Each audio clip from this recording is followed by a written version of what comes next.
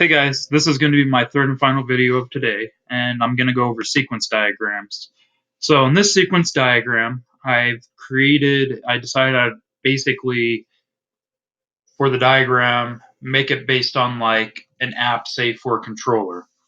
And so this diagram is for, say, a controller that, an up, down, left, right arrow keys for a game, say you're making. And so it's going to be the controller. So the sequence diagram is basically a diagram that kind of goes through the different events that can transpire um, in your application. So I started with the arrow down, and so basically the arrow down is going to go to the frame. From the frame, I'm going to go to the controller, and that sets the arrow down, and it goes to the controller. And the controller basically is going to set the arrow. It sets the arrow down, or voids, meaning that there's no input from the arrow. So basically right here, if there's a void, it's not going to do anything.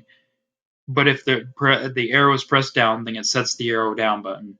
Then it goes to the control constants, and from the control constants, basically that's where the input's going to be saved, and that's also going to be telling us like how many to go down and stuff. And then from there, it sets the direction, which goes to the controller canvas, and then that's where the direction is set. All right, that's the first sequence, and then you have the arrow up, and it basically is doing the same thing as you set the arrow up, meaning the person hits the user hits the arrow up button, and then basically if the arrow up button is not set, it's basically going to be voided out, meaning no input was set. And then if it does set, then the arrow up is going to be set. If it is hit, the arrow button is going to be set.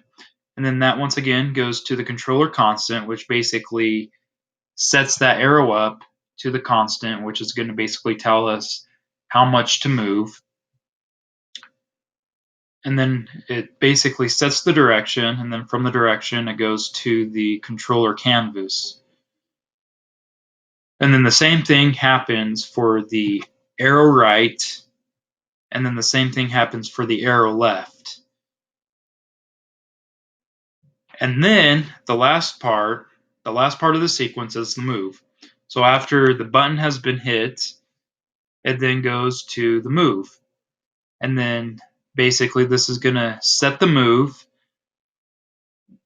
and then basically it's going to set the move based on the direction that was hit and based on the amount of hits I guess it had, and then it's going to basically return that to the user. Anyways, this is a sequence diagram that I created based on a controller. And oh yeah, in the sequence diagram, these up here, not the user. The user represents the user, but the frame, controller, controller constant, and controller canvas all represent classes within the program. So all four of these are going to have classes that are going to have be implementing something.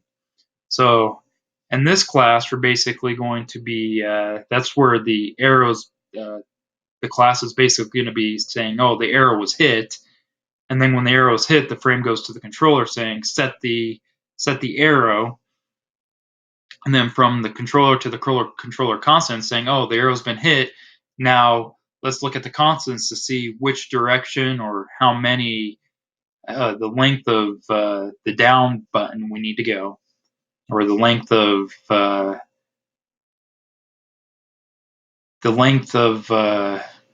do I explain that?